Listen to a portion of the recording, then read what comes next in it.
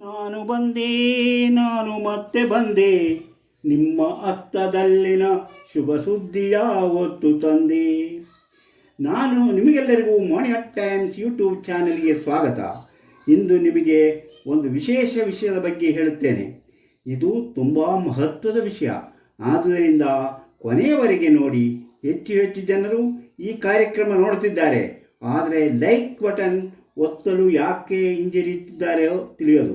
ನೀವು ಲೈಕ್ ಮಾಡಿದರೆ ಮಾತ್ರ ನಮಗೆ ನಿಮ್ಮ ಪ್ರೋತ್ಸಾಹ ಇದೆ ಎಂದು ಅರ್ಥ. ಆದುದರಿಂದ ನೀವು ಈ ಕಾರ್ಯಕ್ರಮ ನೋಡಿದ ಕೂಡಲೇ ಲೈಕ್ ಬಟನ್ ಒಮ್ಮೆ ಒತ್ತಿ. ಪ್ರತಿಯೊಂದು ಕಾರ್ಯಕ್ರಮ ನೋಡಿದಾಗಲೂ ಲೈಕ್ ಮಾಡಲು ಮತ್ತು ಪೂರ್ತಿಯಾಗಿ ನೋಡಲು ಮರೆಯಬೇಡಿ. ಅದೇ ನೀವು ನನಗೆ ಕೊಡುವ ಪ್ರೋತ್ಸಾಹ. ಈಗಲೇ ಲೈಕ್ ಬಟನ್ ಒತ್ತಿ, ಆಮೇಲೆ ಎಂದರೆ ಮರೆಯುತ್ತೀರಿ. ಹಾಗೆಯೇ ಶೇರ್ ಮಾಡಿ. ಇನ್ನೂ ಸಬ್ಸ್ಕ್ರೈಬ್ ಮಾಡದೇ ಇರುವವರು ಸಬ್ಸ್ಕ್ರೈಬ್ ಮಾಡಿ. ಯಾಕೆಂದರೆ ಹಸ್ತರೇಖಾಶಾಸ್ತ್ರದ ಎಲ್ಲ ವಿಡಿಯೋಗಳನ್ನು ನೋಡಿದಾಗ ನಿಮಗೆ ಅರ್ಥ ನೋಡಿ ಭವಿಷ್ಯ ತಿಳಿಯಲು ಸಾಧ್ಯ. ಅದಕ್ಕಾಗಿ ಸಬ್ಸ್ಕ್ರೈಬ್ ಬಟನ್ ಬಳಿ ಕಾಣುವ ಗಂಟೆಯ ಚಿಹ್ನೆಯನ್ನು ಕ್ಲಿಕ್ ಮಾಡಿ.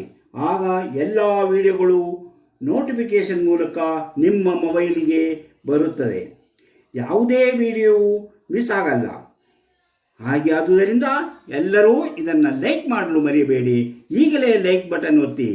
ಯಾಕಂದರೆ ಲೈಕ್ ಮಾಡುವುದು ನಿಮ್ಮ ಇಷ್ಟವನ್ನು ಸೂಚಿಸುತ್ತದೆ. ನಿಮಗೆ ಮೆಚ್ಚುಗೆಯಾಗಿದೆ ಅಂತ ನಮಗೆ ತಿಳಿಯಲು ಸಾಧ್ಯವಾಗುತ್ತದೆ.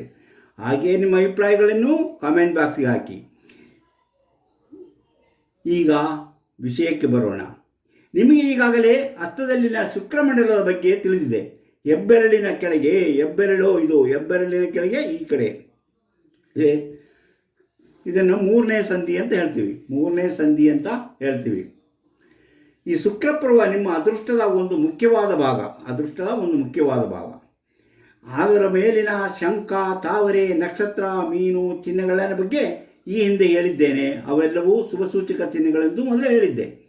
ಅವುಗಳಿಂದಾಗುವ ಒಳಿತುಗಳ ಬಗ್ಗೆಯೂ ತಿಳಿಸಿದ್ದೆ. ಈಗ ಬೇರೆ ಕೆಲವು ಮುಖ್ಯವಾದ ವಿಚಾರವನ್ನು ನಿಮಗೆ ವಿವರಿಸುತ್ತಿದ್ದೇನೆ. ಶುಕ್ರಪರ್ವ ಚೆನ್ನಾಗಿದ್ದರೆ, ಶುಕ್ರಪರ್ವ ಉಬ್ಬಾಗಿದ್ದು ಚೆನ್ನಾಗಿ ಯಾವುದೇ ದೋಷ ಫಲಗಳು ಚಿಹ್ನೆಯೂ ಇಲ್ಲದೇ ಇದ್ದರೆ ಅವರು ಸಂಭಾಷಣಾ ಚತುರರು. ಬೇರೆಯವರನ್ನು ತನ್ನತ್ತ ಆಕರ್ಷಿಸುವ ವ್ಯಕ್ತಿಗಳಾಗಿರುತ್ತಾರೆ. ಅವರನ್ನು ಎಲ್ಲರೂ ಇಷ್ಟಪಡುತ್ತಾರೆ. ಯಾಕೆಂದರೆ ಅವರ ನಡೆ ನುಡಿ ಎಲ್ಲವೂ ಆಕರ್ಷಕವಾಗಿರುತ್ತದೆ. ಇದು ದೋಷರಹಿತವಾಗಿದ್ದು ಉಬ್ಬಿದ್ದರೆ ಮಾತ್ರ ಅವರು ಸಂಭಾಷಣಾ ಚತುರರಾಗಿರುತ್ತಾರೆ. ಅಂತಹ ಶುಕ್ರಪರ್ವದಲ್ಲಿ ಒಂದು ಸೂರ್ಯ ಚಿಹ್ನೆ ಇದ್ದರೆ, ಇದರಲ್ಲಿ ಒಂದು ಸೂರ್ಯ ಚಿಹ್ನೆ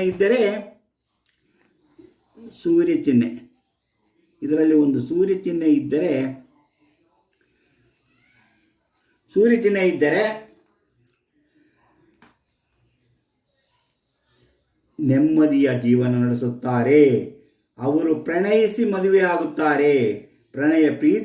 ಆಗುತ್ತಾರೆ. ಅವರು ಸುಖ ದಾಂಪತ್ಯವನ್ನು ಹೊಂದಿರುತ್ತಾರೆ. ಉತ್ತಮ ಸಂತಾನ ಭಾಗ್ಯವುಳ್ಳವರಾಗಿಯೂ ಕೊನೆಯವರೆಗೂ ಸಂತೋಷದಿಂದ ಜೀವನ ನಡೆಸುತ್ತಾರೆ. ಅವರಿಗೆ ಹೇರಳ ಧನವೂ ಇರುತ್ತದೆ. ಸೂರ್ಯ ಚಿಹ್ನೆ ಇದ್ದರೆ ನಾನು ಹೇಳಿದ್ದು. ಹಾಗೆಯೇ ಹೆಬ್ಬೆರಳಿನ ಕೆಳಭಾಗದಿಂದ ಹಸ್ತದ ಬದಿಯಿಂದ ಒಂದು ರೇಖೆ, ಇಲ್ಲಿಂದ ಒಂದು ರೇಖೆ ಹಿಂಗೆ ಬಂದು ಅದು ಒಂದು ತ್ರಿಶೂಲದಂತೆ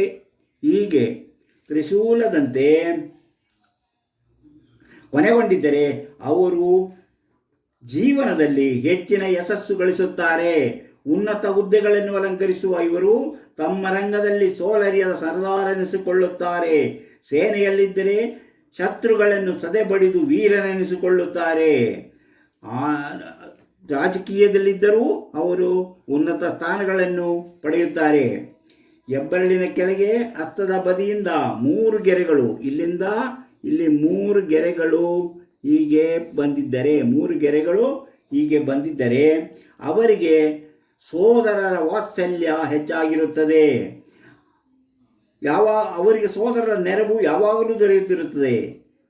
ಸೋದರರ ಪ್ರೀತಿ ವಿಶ್ವಾಸದಿಂದ ಅವರಿಗೆ ಹೆಚ್ಚಿನ ಸೌಲಭ್ಯಗಳು ಲಭಿಸುತ್ತದೆ. ಯಾಕಂದರೆ ಸೋದರರು ಎಂತಹ ತ್ಯಾಗಕ್ಕೂ ಸಿದ್ಧರಿರುತ್ತಾರೆ. ಅಂದರೆ ಈ ಗೆರೆ ಹೀಗೆ ಇರಬೇಕು, ಇದಕ್ಕೆ ಯಾವುದೇ ಅಡ್ಡಗೆರೆಗಳು ಬರಬಾರದು. ಹೀಗೆ ಅಡ್ಡಗೆರೆಗಳಿಲ್ಲದಿದ್ದರೆ, ಹಿಂಗೆ ಅಡ್ಡಗೆರೆಗಳಿಲ್ಲದೇ ಇದ್ದರೆ ಅಂಥವರಿಗೆ ಸೋದರ ಪ್ರೇಮ ಹೆಚ್ಚಾಗಿರುತ್ತದೆ. ಅದೇ ರೀತಿ ಎರಡಕ್ಕಿಂತ ಹೆಚ್ಚು ಗೆರೆಗಳು, ಇಲ್ಲಿ ಎರಡಕ್ಕಿಂತ ಹೆಚ್ಚು ಗೆರೆಗಳು, ಯಾವುದೇ ಗೆರೆಗಳು ಬರೆದಿದ್ದರೆ, ಯಾವುದೇ ಅಡ್ಡಗೆರೆಗಳು ಇಲ್ಲದೇ ಇದ್ದರೆ ಅವರು ತುಂಬ ಬುದ್ಧಿವಂತರು, ಶ್ರಮಜೀವಿಗಳು. ಅವರ ಬುದ್ಧಿವಂತಿಕೆಗೆ ಮತ್ತು ಶ್ರಮದಿಂದ ಹೆಚ್ಚಿನ ಧನ ಕನಕಗಳನ್ನು ಸಂಪಾದಿಸುತ್ತಾರೆ. ಅವರ ಜೀವನ ಶಾಂತಿ ಮತ್ತು ನೆಮ್ಮದಿಯಿಂದ ಕೂಡಿರುತ್ತದೆ. ಇಲ್ಲಿದ್ದರೆ ಹೇಳಿದ್ರಲ್ಲ, ಒಂದು ವೇಳೆ ದೋಷರಹಿತ ಶುಕ್ರಮಂಡಲದಲ್ಲಿ ಒಂದು ಅರ್ಧಚಂದ್ರಾಕೃತಿಯ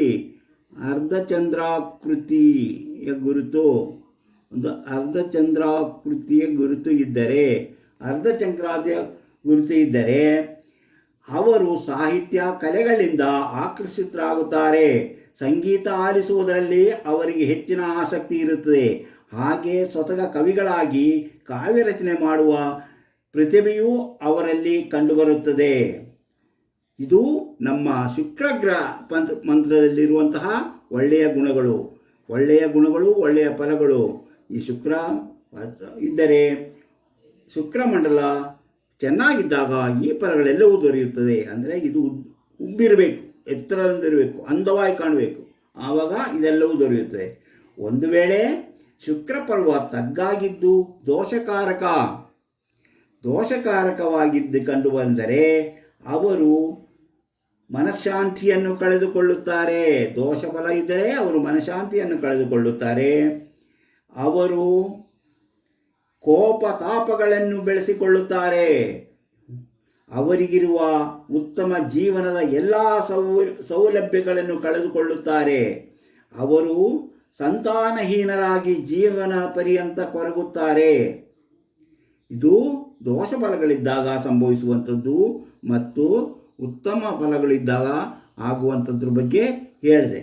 ಇದು ಹಸ್ತದಲ್ಲಿನ ನಮ್ಮ ಶುಕ್ರ ಪರ್ವ ಅಂದರೆ ಆಯುಷರೇಖೆ ಮತ್ತು ಹೆಬ್ಬೆಟ್ಟಿನ ಕೆಳಭಾಗದಲ್ಲಿರುವಂತಹ ಗೆರೆಗಳು. ಯಾವುದೇ ಗೆರೆಗಳು, ಈ 3 ಗೆರೆ ಇದೆಲ್ಲವೂ ಶುಭ ಸೂಚಕ.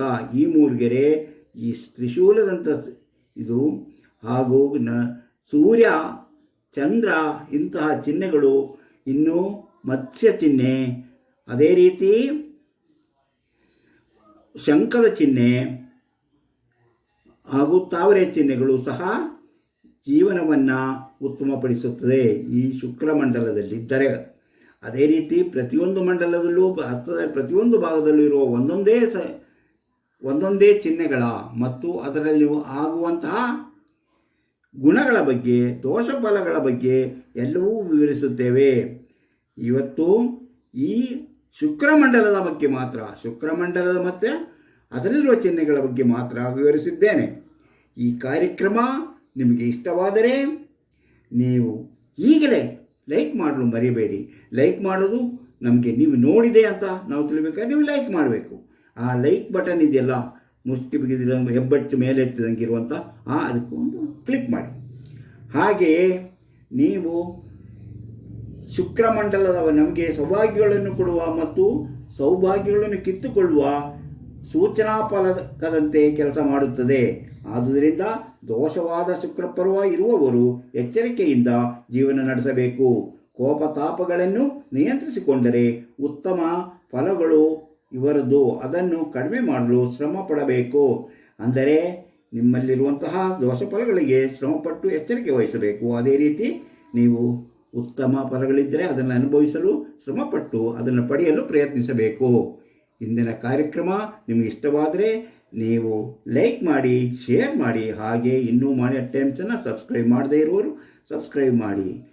ಈ ಕಾರ್ಯಕ್ರಮ ನಿಮಗಾಗಿ ನಾವು ತಯಾರಿಸ್ತೇವೆ, ನೀವು ನೋಡ್ತಾ ನೀವು ಲೈಕ್ ಮಾಡಿ ಅಂತ ಮತ್ತೊಮ್ಮೆ ಕೇಳಿಕೊಳ್ಳುತ್ತಾ ಇಂದಿನ ಈ ಕಾರ್ಯಕ್ರಮವನ್ನು ಇಲ್ಲಿಯೇ ಮುಗಿಸುತ್ತೇನೆ. ಇಷ್ಟೊತ್ತು ನನ್ನ ಜೊತೆ ಇದ್ದಿದ್ದಕ್ಕಾಗಿ ನಿಮಗೆಲ್ಲರಿಗೂ ಧನ್ಯವಾದ.